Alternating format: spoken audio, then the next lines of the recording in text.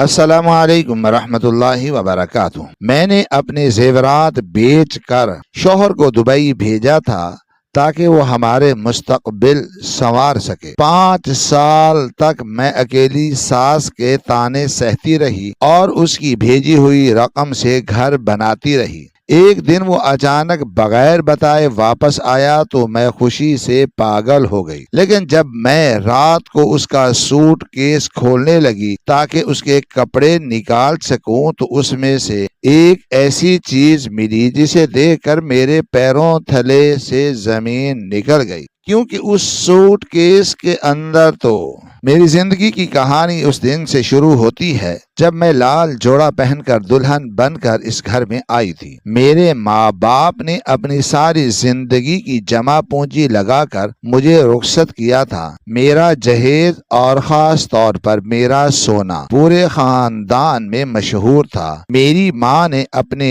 پیٹ کاٹ کر میرے لیے وہ بھاری زیور بنائے تھے تاکہ میری آنے والی زندگی میں کبھی کوئی مشکل آئے تو وہ سونا میرے کام آ سکے۔ شادی کے ابتدائی چند مہینے تو کسی خوبصورت خواب کی طرح گزرے۔ احمد بہت محبت کرنے والا شوہر تھا اور میری ساس بھی مجھ سے خوش نظر آتی تھی، لیکن جیسے جیسے وقت گزرتا گیا حالات بدلنے لگے۔ ہمارے گھر کی مالی حالت بہت خراب ہونے لگی۔ احمد کی چھوٹی سی نوکری سے گھر کا خرچہ بمشکل پورا ہوتا تھا۔ دن بدن مہنگائی بڑھتی جا رہی تھی اور احمد کی پریشانی میں بھی اضافہ ہوتا جا رہا تھا۔ وہ اکثر راتوں کو جاگتا رہتا تھا اور سوچوں میں گم رہتا تھا۔ میں اس کی یہ حالت دیکھ کر بہت تڑپتی تھی۔ میری ساس کا رویہ بھی غربت کی وجہ سے تلخ ہونے لگا۔ وہ بات بات پر مجھے طعنے دیتی کہ میں اپنے منحوس قدم لے کر آئی ہوں اور جب سے میں اس گھر میں آئی ہوں برکت اڑ گئی ہے اس گھر سے۔ میں چپ چاپ سنتی رہتی اور اکیلے میں رو لیتی۔ ایک رات احمد بہت ٹوٹا ہوا گھر آیا۔ اس کی آنکھوں میں آنسو تھے۔ اس نے مجھے بتایا کہ اس کی نوکری چھوٹ گئی ہے اور اب گھر میں راشن لانے تک کے پیسے نہیں ہیں۔ اس نے کہا کہ اسے دبئی میں ایک بہت اچھی نوکری مل رہی ہے جس سے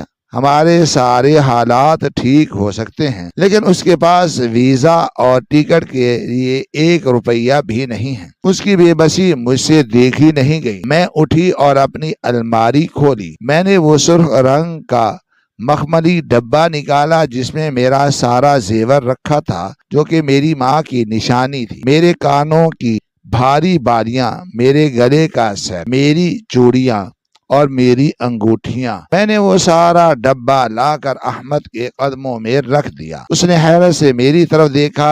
میں نے اس سے کہا کہ اگر یہ سونا میرے سرتاج کی پریشانی دور نہیں کر سکتا تو اس کا کیا فائدہ؟ آپ اسے بیچ دیں اور دبئی چلے جائیے۔ احمد زار و قطار رونے لگا۔ اس نے مجھ سے وعدہ کیا کہ وہ پردیس میں دن رات ایک کر دے گا۔ وہ میرے اس زیور کا ایک ایک قطرہ اپنے خون پسینے سے کما کر مجھے واپس لائے گا۔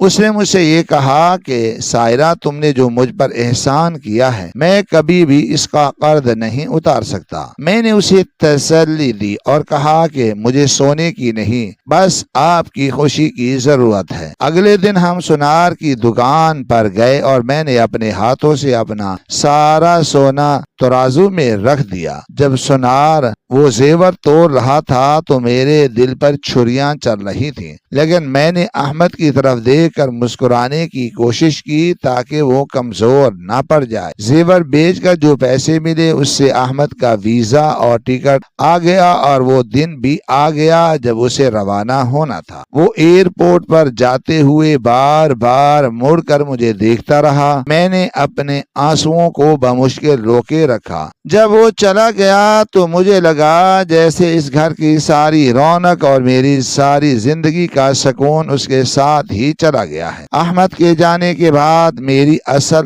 آزمائش شروع ہو جاتی ہے۔ میری ساس کا رویہ دن بدن میرے ساتھ ظالمانہ ہوتا چلا گیا۔ جب تک احمد وہاں سیٹ نہیں ہوا اور اس نے پیسے نہیں بھیجے، میری ساس مجھے ایک وقت کی روٹی بھی تانے دے کر کھلاتی تھی۔ وہ مجھ سے گھر کا سارا کام کرواتی، صبح سویرے اٹھ کر جھاڑو پوچھا کرنا، پورے گھر کے کپڑے دھونا، لکڑیاں جلا کر کھانا بنانا اور ان کے پاؤں دبانا میرا روز کا معمول بن گیا تھا۔ وہ محلے کی عورتوں کے سامنے مجھے ذلیل کر کہ اس نے تو میرے بیٹے کو پردیس دھکیل دیا اور خود یہاں ملکہ بن کر بیٹھی ہے۔ میں یہ سب سنتی اور اپنے آنسو پی جاتی۔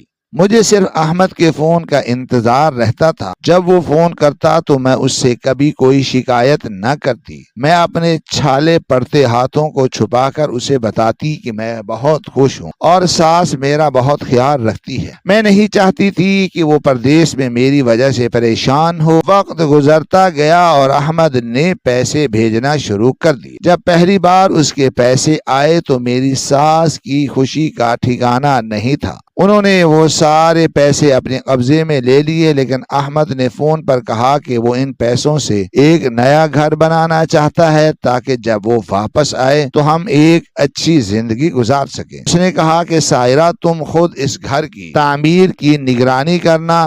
میں نے اس کی بات کو حکم سمجھ کر مان لیا اور ہمارا پرانا گھر گرا کر نیا گھر بننے لگا۔ وہ دن میری زندگی کے مشکل ترین دن تھے۔ میں شدید گرمی اور تپتی دھوپ میں مستریوں اور مزدوروں کے ساتھ کھڑی اینٹیں گنتی، سیمنٹ کا حساب رکھتی اور ریت اڑنے کی وجہ سے میرا چہرہ جھلس گیا تھا۔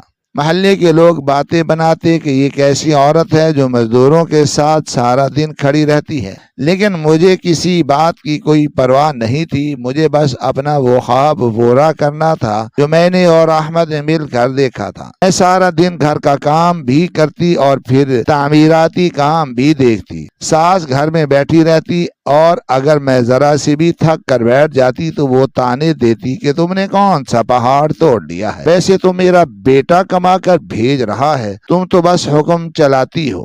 میں ان کی باتوں کا کوئی جواب نہ دیتی۔ میرا سارا دھیان اس گھر کو خوبصورت بنانے میں تھا۔ جب گھر کی چھت ڈل گئی تو میں نے سجدہ شکر ادا کیا۔ اس کے بعد میں نے ایک ایک کمرے کو احمد کی پسند کے مطابق رنگ کروایا۔ اس کے کمرے میں وہ پردے لگائے جو اسے پسند تھے۔ اس کے لیے ایک نیا پلنگ خریدا اور پورے گھر کو دلہن کی طرح سجا دیا۔ ان 5 سالوں میں نے اپنی جوانی، اپنی خوبصورتی، اپنا سکون اس گھر کی بنیادوں میں دفن کر دیا تھا۔ میرے ہاتھ کھردرے ہو چکے تھے، میری کمر میں درد رہنے لگا تھا، لیکن میرے دل میں یہ امید جوان تھی کہ جب میرا احمد واپس آئے گا تو میری اس محنت کو دیکھ کر مجھے گلے لگا لے گا اور کہے گا کہ سائرہ تم نے میرا خواب پورا کر دیا۔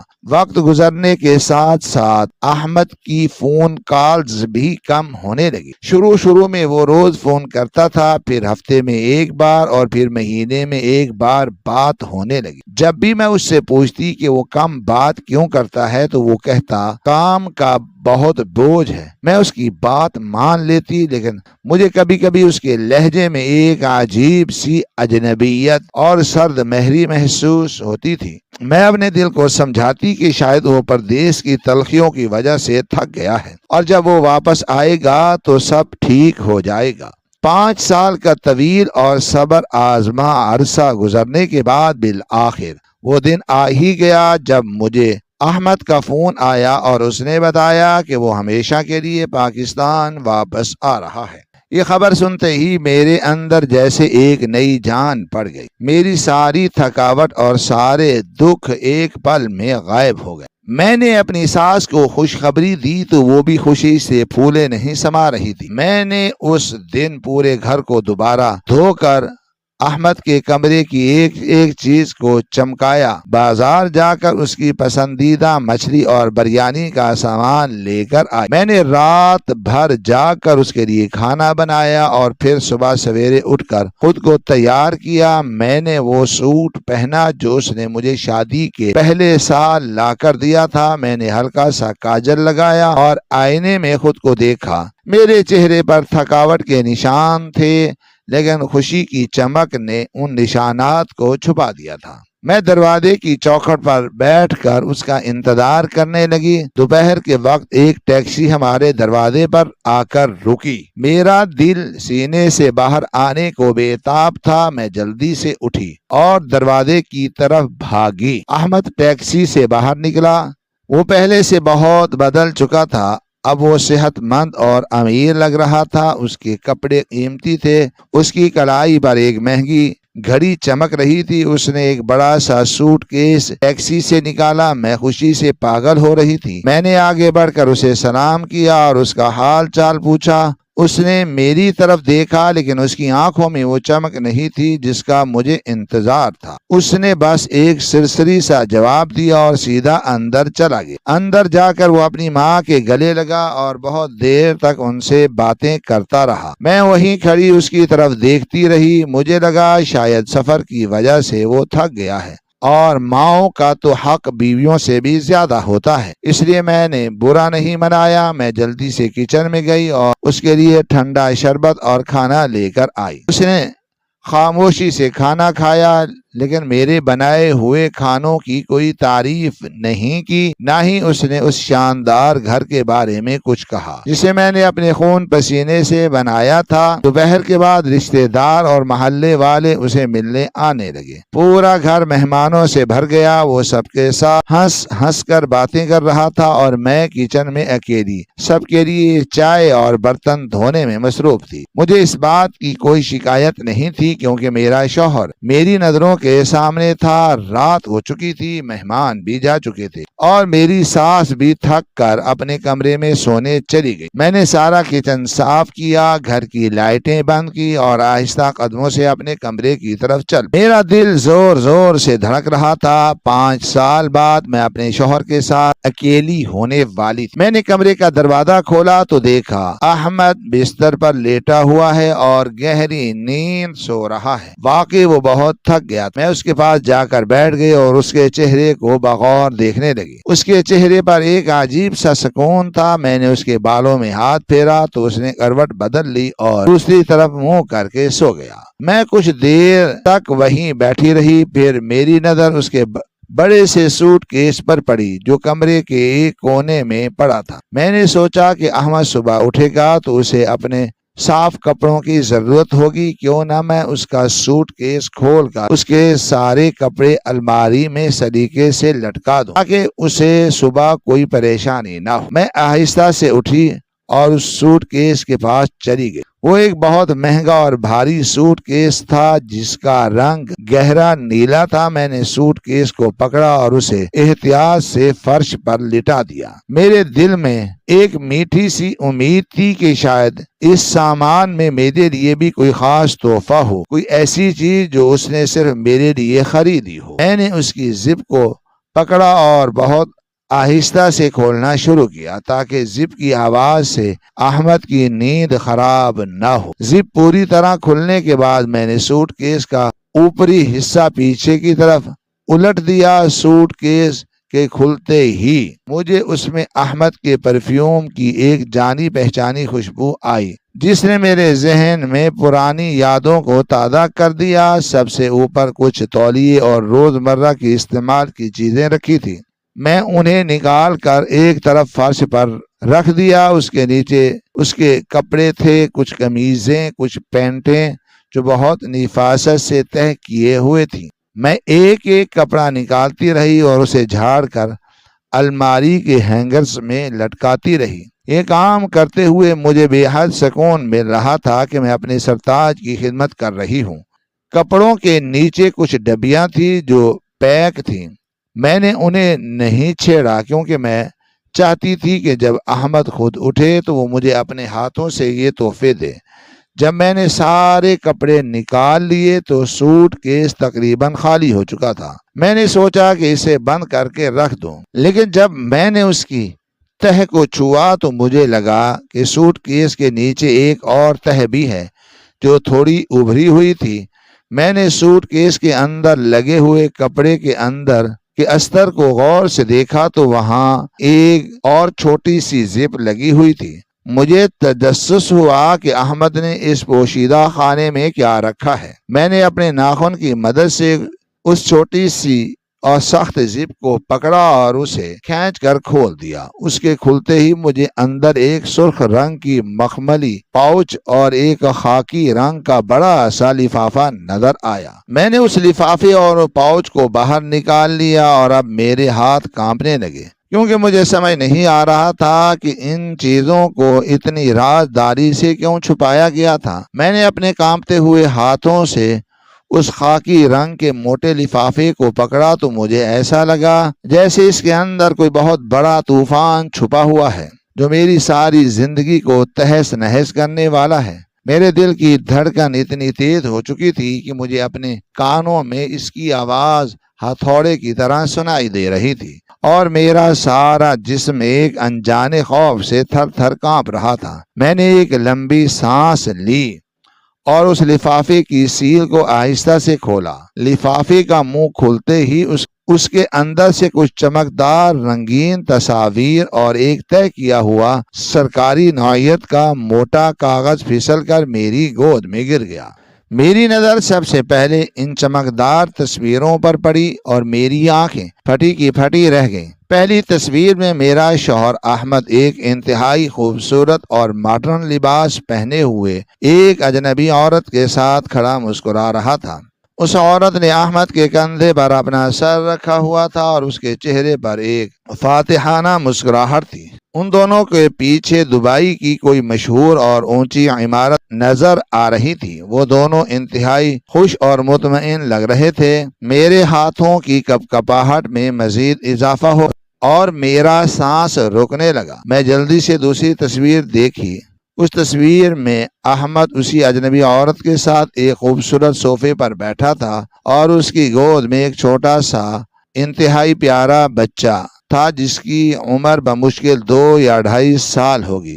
اس بچے کے نقوش اور اس کے ہنسنے کا انداز بالکل احمد جیسا تھا۔ اس کے چہرے پر احمد کی جھلک اتنی صاف اور واضح نظر آ رہی تھی، کوئی بھی اندھا شخص اسے دیکھ کر بتا سکتا تھا کہ یہ احمد کا ہی خون ہے۔ تیسری تصویر میں وہ عورت ایک چھوٹی سی بچی کو اٹھائے ہوئے تھی جس نے گلابی رنگ کا فراک پہنا ہوا تھا اور احمد ان دونوں تصویروں کو دیکھ کر انتہائی محبت اور اپنائیت سے ہنس رہا تھا۔ یہ تصویریں کسی پارک یا سمندر کے کنارے کی تھیں جہاں وہ سب ایک مکمل خوشحال اور ہنستے کھیلتے خاندان کی طرح پکنک منا رہے تھے۔ یہ سب مناظر دیکھ کر میرے دماغ میں جیسے کسی نے بہت زور سے ہتھوڑا مار دیا ہو۔ مجھے کچھ سمجھ نہیں آ رہا تھا کہ یہ سب کیا ہو رہا ہے میرے ساتھ، اور یہ ماڈرن عورت اور یہ دونوں بچے کون ہے جن کے ساتھ احمد اتنی اپنائیت اور محبت سے تصویریں بنا رہا ہے اور جنہیں اس نے اتنے پیار سے گلے سے لگایا ہوا ہے۔ میں نے جلدی سے اپنے آنسو صاف کیے جو میری آنکھوں سے بہہ کر ان رنگین تصویروں پر گر رہے تھے، اور پھر میں نے اپنے کانپتے اور بے جان ہاتھوں سے اس تہہ کیے ہوئے موٹے سرکاری کاغذ کو کھولا تو ایک قانونی دستاویز تھی جس پر عربی اور انگریزی کے ساتھ اردو میں بھی کچھ تحریر تھا۔ جب میں نے اس کاغذ کی سب سے اوپر والی سرخی کو پڑھا تو میرے پیروں تلے سے زمین نکل گئی اور میرے سر پر جیسے آسمان ٹوٹ کر گر پڑا۔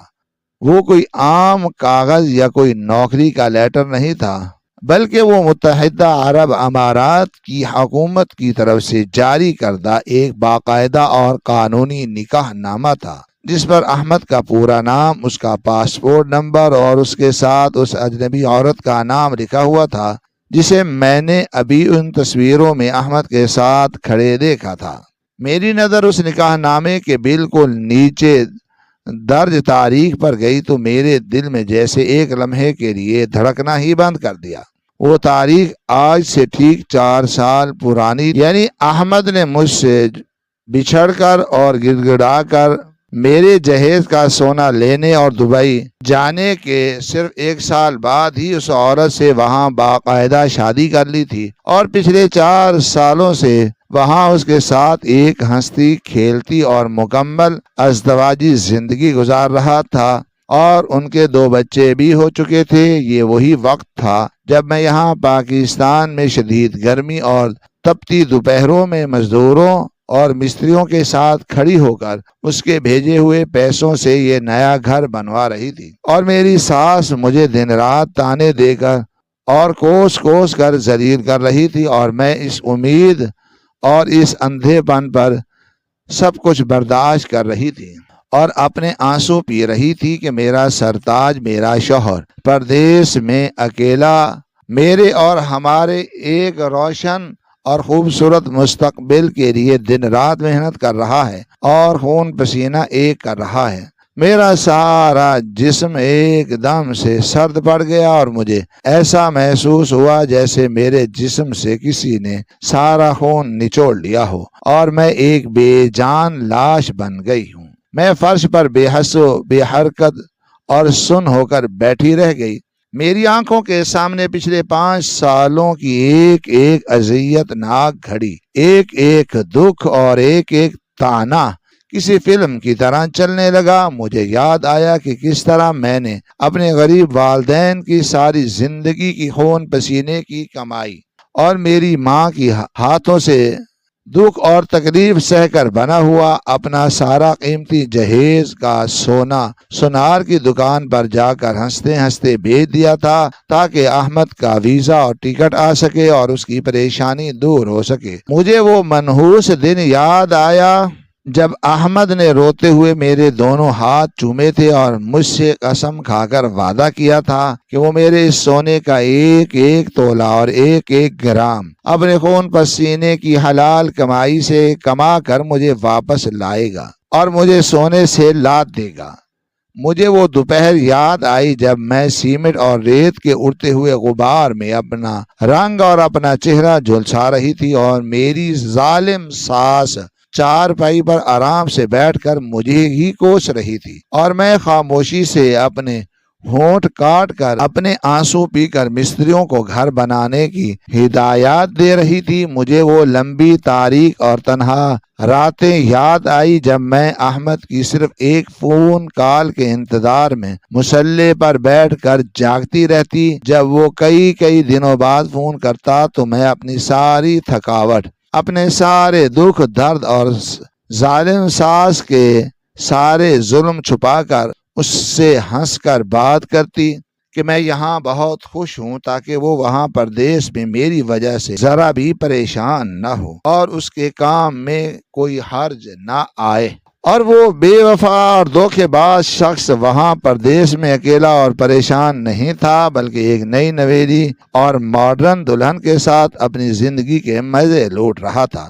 اس نے مجھے دھوکہ دیا تھا، اس نے میری سچی محبت، میری انمول قربانی، میرے اندھے اعتبار اور میری وفا کا بہت سستا سودا کر لیا تھا۔ اس نے میرے نازک جذبات اور میرے احساسات کو اپنے پیروں تلے بے دردی سے کچل دیا تھا۔ میں ابھی انہی صدموں اور اذیت ناک سوچوں میں گم تھی اور میری آنکھوں سے آنسوؤں کی لڑی مسلسل بہہ کر نکاح نامے اور اس رنگین تصویروں کو بھگو رہی تھی کہ اچانک میرے پیچھے بستر سے کچھ حرکت ہونے کی آواز آئی۔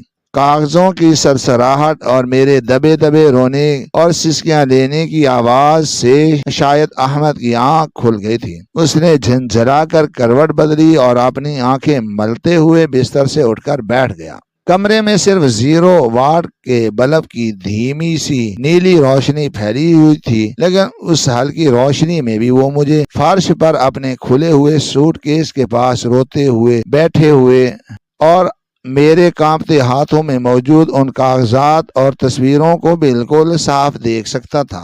احمد نے جب میرے ہاتھوں میں اپنی دوسری فیملی کی تصویریں اور اپنا عربی نکاح نامہ دیکھا تو اس کے چہرے کا رنگ اچانک اڑ گیا، اس کے ماتھے پر پسینہ آ گیا اور وہ ایک دم ہڑبڑا کر اور گھبرا کر بستر سے نیچے اترا۔ اس کی نیند مکمل طور پر اڑ چکی تھی اور اس کے چہرے پر ایک واضح گھبراہٹ، پریشانی اور چور پکڑے جانے کا شدید خوف نمایاں تھا۔ وہ جلدی سے میرے پاس آیا اور اس نے میرے ہاتھ سے وہ سارے کاغذات اور تصویریں چھیننے کی کوشش کی، لیکن میں نے ان کاغذات کو اپنی چھاتی سے لگا لیا اور تیزی سے پیچھے کی طرف ہٹ گئی۔ ہم دونوں کے درمیان ایک طویل اور ایک انتہائی خوفناک خاموشی چھا گئی۔ کمرے کا سناٹا اتنا گہرا اور پراسرار تھا کہ ہمیں ایک دوسرے کے تیز تیز سانس لینے کی آوازیں اور دل کی دھڑکنیں بھی صاف سنائی دے رہی تھیں۔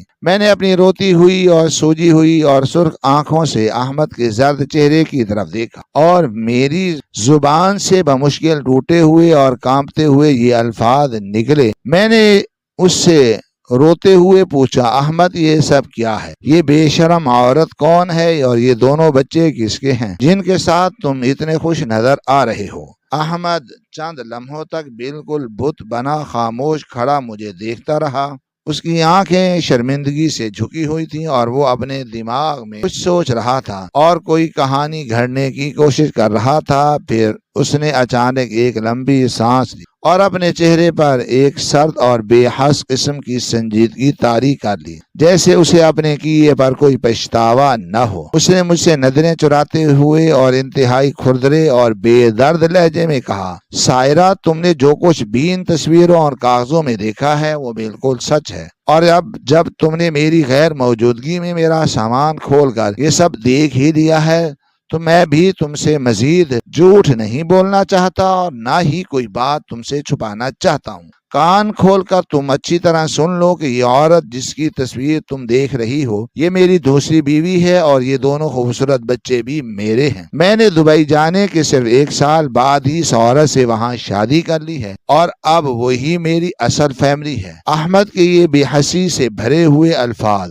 میرے کانوں میں پگھلے ہوئے اور کھولتے ہوئے شیشے کی طرح اترے۔ میرا دل چاہا کہ میں زور زور سے چیخوں، اپنے بالوں کو نوچ لوں اور اپنا سر کمرے کی دیوار کے ساتھ دے ماروں، لیکن میرے اندر اتنی ہمت ہی نہیں بچی تھی کہ میں کھڑی بھی ہو میں نے روتے ہوئے ہچکیوں کے درمیان اس سے پوچھا کہ تم نے ایسا کیوں کیا؟ تم نے میرے ساتھ اتنا بڑا دھوکا اور اتنا بڑا فریب کیوں کیا؟ یا میری محبت، میری خدمت اور میری قربانیوں میں کوئی کمی رہ گئی تھی جو تم نے اتنی جلدی مجھے بھلا کر کسی اور عورت کو اپنی زندگی میں شامل کر لیا اور مجھے تنہا چھوڑ دیا؟ تو اس نے انتہائی ڈھٹائی اور بے شرمی کے ساتھ میری آنکھوں میں دیکھتے ہوئے جواب دیا کہ دیکھو سائرہ، میں وہاں ایک اجنبی ملک میں بالکل اکیلا اور تنہا تھا۔ مجھے وہاں ایک سہارے اور ایک ساتھی کی ضرورت تھی۔ میری دوسری بیوی وہاں کی ایک بہت پڑھی لکھی اور ماڈرن عورت ہے، اور وہ ایک ملٹی نیشنل کمپنی میں نوکری کرتی ہے، اور اس نے مجھے وہاں قدم جمانے اور مجھے سیٹل ہونے میں میری بہت زیادہ مالی اور اخلاقی مدد کی ہے۔ اس کی وجہ سے اور اس کی سفارش سے ہی مجھے وہاں ایک بہترین نوکری ملی ہے اور دبئی کی شہریت مل سکی ہے۔ تم ایک سیدھی سادی اور ان پڑھ گاؤں کی عورت ہو۔ تم دبئی جیسی تیز اور جدید زندگی کے طور طریقوں اور وہاں کے کلچر کو کبھی نہیں سمجھ سکتی، اس لیے میں نے اپنی ضرورت اور اپنے ایک بہتر مستقبل کے لیے اس سے شادی کر لی، اور اس میں کوئی برائی نہیں ہے۔ احمد کی ہر بات اور اس کا ہر لفظ میرے وجود پر ایک تیز دھار نشتر کی طرح چل رہا تھا۔ میں نے اس سے روتے ہوئے پوچھا کہ اگر تم نے دوسری شادی کر ہی لی تھی اور تم مجھ سے اتنے ہی دور ہو چکے تھے تو پھر تم نے مجھے یہ سارا نیا گھر بنوانے کا کیوں کہا؟ تم نے مجھ سے اتنی سخت اذیت اور مشقت میں کیوں ڈالا؟ تم نے مجھے اپنی ماں کے طعنے سہنے کے لیے کیوں تنہا چھوڑ دیا؟ احمد نے جو جواب دیا اس نے میری روح تک کو چھلنی کر دیا اور میرا رہا سہا یقین بھی توڑ دیا۔ اس نے انتہائی سرد مہری سے مسکراتے ہوئے کہا کہ سائرہ، یہ شاندار اور خوبصورت گھر میں نے تمہارے لیے نہیں بلکہ اپنے بچوں اور اپنی اس نئی ماڈرن بیوی کے لیے بنوایا ہے، اور وہ دونوں بچے اب بڑے ہو رہے ہیں اور ان کی ماں چاہتی ہے کہ پاکستان میں ہمارا اپنا ایک ذاتی اور خوبصورت گھر ہو تاکہ ہم جب بھی پاکستان چھٹیاں گزارنے جائیں تو ہمیں وہاں کوئی مسئلہ نہ ہو اور ہم آرام سے رہ سکیں۔ میں جانتا تھا کہ تم محنتی ہو بیوقوف اور وفادار ہو، اور تم میری غیر موجودگی میں میرے بھیجے ہوئے پیسوں سے نہایت ایمانداری سے یہ گھر بنوا سکتی ہو، اس لیے میں نے جان بوجھ کر تمہیں یہ ذمہ داری دی تھی، اور ویسے بھی تمہیں گھر کے کام کاج کرنے کا اور سخت مشقت کرنے کی عادت ہے، اس لیے میں نے فیصلہ کیا ہے کل میں اپنی دوسری بیوی اور بچوں کو یہاں پاکستان بلا لوں گا، اور وہ ہمیشہ کے لیے یہاں اس نئے گھر میں رہیں گے، اور تم اس گھر میں ایک نگران اور خادمہ کے طور پر رہو گی۔ تم ان بچوں کی دیکھ بھال کرنا، ان کے کپڑے دھونا اور میری بیوی کا کھانا بنانا، اس شاندار گھر کی صفائی ستھرائی کا خیال کرنا۔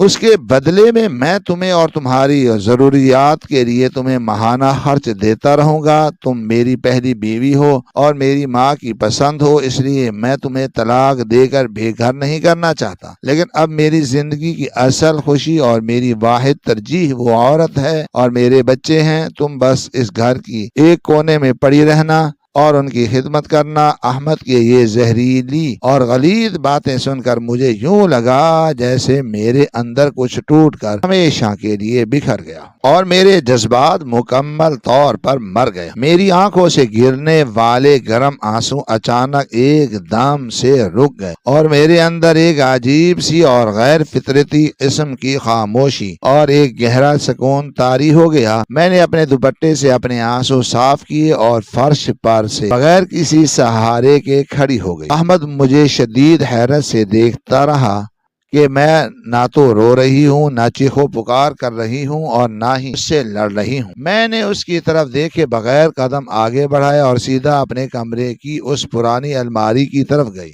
جہاں میں نے اپنے کچھ پرانے اور قیمتی کاغذات سنبھال کر رکھے ہوئے تھے۔ میں نے الماری کا دروازہ کھولا اور اس میں سے اس گھر کی رجسٹری اور ملکیت کے وہ تمام قانونی کاغذات نکالے جو میرے نام پر بنے ہوئے تھے، کیونکہ گھر کی تعمیر کے دوران ان تمام قانونی کارروائی اور زمین کی منتقلی میں نے ہی اپنے نام سے کی تھی، اور احمد نے مجھ پر اندھا اور بے وقوفوں والا اعتماد کرتے ہوئے یہ سب میرے حوالے کیا ہوا تھا۔ اس کے ساتھ ہی میں نے الماری کے سب سے نچلے حصے سے خانے سے وہ تمام سرخ اور نیلے رنگ کی مخملی ڈبیاں اور باکس بھی نکال لیے جو پچھلے 5 سالوں سے بالکل خالی پڑے تھے اور جن میں کبھی وہ میرا قیمتی سونا اور جہیز کا زیور ہوا کرتا تھا جو میں نے احمد کی خاطر اور اس کی محبت میں بیچا تھا۔ میں نے وہ تمام خالی ڈبیاں اور گھر کے کاغذات اور اپنے دونوں ہاتھوں میں مضبوطی سے پکڑے اور واپس چل کر احمد کے بالکل سامنے آ کر کھڑی ہو گئی۔ احمد کی آنکھوں میں اب حیرت کے ساتھ ساتھ ایک ہلکا سا خوف اور پریشانی بھی نظر آ رہی تھی۔ میں نے وہ ساری خالی ڈبیاں اور گھر کی رجسٹری کے کاغذات پوری طاقت اور غصے سے احمد کے قدموں میں اور اس کے منہ پر پھینک دیے اور وہ کاغذات اور وہ ڈبیاں پورے فرش پر بکھر گئیں۔ میں نے احمد کی آنکھوں میں آنکھیں ڈال کر انتہائی پرسکون لیکن ایک زہریلے اور کاٹدار لہجے میں اس سے کہا کہ احمد، میں نے اپنا سونا اور اپنے والدین کے خون پسینے سے بنے ہوئے جہیز کے زیورات بیچ کر تمہارا مستقبل سنوارا تھا تاکہ تم پردیس جا کر ایک باعزت اور حلال زندگی کما سکو، لیکن تم نے وہاں جا کر اپنی انسانیت اور اپنا ضمیر بیچ کر اپنا سارا ماضی اور اپنا کردار تباہ کر لیا۔ تم نے پیسے اور ماڈرن زندگی کی اندھی لالچ میں اس پاک رشتے کو اپنے پیروں تلے سے رون دیا جس کی بنیاد میں نے اپنی وفاداری اور اپنی جوانی قربان کر کے رکھی تھی۔ تم مجھے اس گھر میں ایک نوکرانی اور خادمہ بنا کر رکھنا چاہتے ہو تاکہ میں تمہارے اس دوکھی کی کمائی سے بنی ہوئی بیوی اور بچوں کی گندگی صاف کروں اور تمہاری غلام بن کر رہو۔ تو کان کھول کر سن لو احمد، یہ گھر جس کی ایک ایک اینٹ میں میرا خون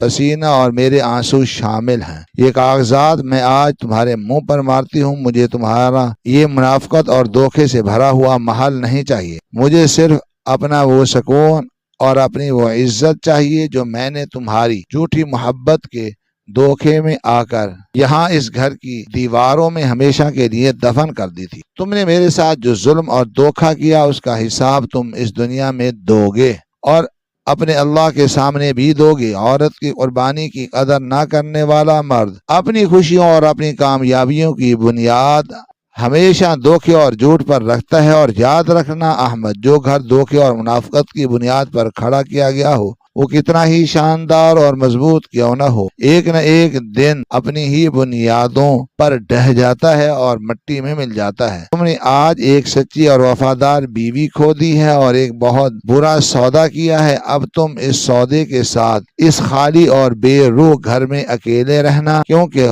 خودداری ایک عورت کا سب سے قیمتی اور اصل زیور ہوتا ہے، اور میں اپنا یہ زیور مزید کسی کے لیے اور خاص طور پر تم جیسے گھٹیا انسان کے لیے نہیں بیچوں گی۔ یہ کہہ کر میں مڑی اور بغیر کسی ہچکچاہٹ اور بغیر کوئی آنسو بہائے کمرے کے دروازے کی طرف چل پڑی۔ میں نے الماری سے اپنا کوئی ایک کپڑا بھی نہیں نکالا، کوئی سامان نہیں اٹھایا، حتیٰ کہ میں نے اپنے پیروں میں جوتے تک نہیں پہنے اور اپنے کانوں سے وہ نکلی بالیاں بھی اتار کر وہیں پھینک دی۔ میں ننگے پاؤں اس منحوس کمرے سے اور پھر اس گھر کے مرکزی دروازے سے ہمیشہ کے لیے باہر نکل آئی۔ رات کا آخری پہر تھا اور فجر کی اذانیں ہونے میں ابھی کچھ وقت باقی تھا۔ گلیوں میں مکمل خاموشی اور گہرا اندھیرا تھا اور ہلکی ہوا چل رہی تھی۔ میرے ننگے پاؤں گلی کی ٹھنڈی اور کھردری مٹی پر پڑ رہے تھے اور پتھر چبھ رہے تھے، لیکن مجھے کسی قسم کی کوئی تکلیف محسوس نہیں ہو رہی تھی، کیونکہ میرے دل اور میری روح پر لگنے والے زخم اس جسمانی تکلیف سے کہیں زیادہ گہرے اور جان لیوا تھے۔ میں تیز قدموں سے چلتی ہوئی سیدھی اپنے والدین کے گھر کی طرف جا رہی تھی، جو وہاں سے کچھ گلیوں کے فاصلے پر تھا۔ میرا دل بالکل ہلکا ہو چکا تھا اور میرے ذہن میں کوئی پچھتاوا یا دکھ نہیں تھا، کیونکہ میں جانتی تھی کہ میں نے اپنا فرض پوری ایمانداری اور وفاداری سے نبھایا تھا، اور کھوٹ میرے شوہر کے نصیب اور اس کی نیت میں تھا۔ پیچھے اس شاندار لیکن بے رونق اور اندھیرے گھر میں احمد اکیلا ان کاغذات اور خالی ڈبیوں کے درمیان کھڑا شاید اپنی غلطی اور اپنی حماقت پر پچھتا رہا ہوگا، لیکن اب بہت دیر ہو چکی تھی اور وقت اس کے ہاتھ سے نکل چکا تھا۔ اس رات مجھے یہ بہت بڑا سبق ملا کہ کسی بھی انسان کی محبت میں اتنا اندھا اور بے وقوف نہیں ہونا چاہیے۔ انسان اپنی ذات، اپنی خودداری اور اپنی عزت نفس کو ہی بھول جائے اور کسی کو اپنا سب کچھ بنا لے۔ رشتے ہمیشہ برابری، عزت اور سچائی کی بنیاد پر چلتے ہیں، اور جہاں دھوکے، جھوٹ اور خود غرضی آ جائے وہاں رشتے دھم توڑ دیتے ہیں اور ان کی کوئی اہمیت نہیں رہتی۔ میں نے اپنی زندگی کا ایک نیا اور باوقار باب شروع کرنے کا فیصلہ کر لیا تھا، جس میں کسی جھوٹے سہارے اور کسی دھوکے باز اور منافق انسان کی کوئی گنجائش نہیں تھی، اور میں جانتی تھی کہ میرا خدا میری سچائی اور میری اس بے گناہی کا صلہ مجھے ضرور دے گا، اور احمد اپنی اس بے وفائی اور تکبر کی آگ میں ساری زندگی جلتا رہے گا، کیونکہ جو سکون اور محبت اسے ایک سچی اور مخلص بیوی دے سکتی تھی وہ کسی دوسری عورت یا دبئی کی چمک دمک میں کبھی نہیں مل سکتی تھی۔ میں چلتے چلتے اپنے ماں باپ کے گھر کے دروازے پر پہنچی اور میں نے اپنا کانپتا ہوا ہاتھ اٹھا کر وہ دروازہ کھٹکایا تھا، اور اس کے ساتھ ہی میری زندگی کے اس پرانے تاریخ اور دردناک باب کا ہمیشہ کے لیے اختتام ہو گیا تھا، اور صبح کی پہلی روشن کرن کے ساتھ میری ایک نئی مضبوط اور خوددار زندگی کا آغاز ہونے والا تھا، جس میں سائرہ اب کسی کی خادمہ یا کسی کے تانے سننے والی کمزور اور بے بس عورت نہیں تھی، بلکہ ایک بہادر باوقار انسان کے طور پر جینے کا اٹل عزم کر چکی تھی، اور اسے اب کسی احمد یا کسی جھوٹے سہارے کی کوئی ضرورت نہیں۔ ہماری آج کی یہ کہانی آپ کو کیسی لگی؟ کمنٹ باکس میں اپنی رائے کا اظہار ضرور کریں اور ہمارے چینل کو سبسکرائب کریں۔ شکریہ۔ اللہ حافظ۔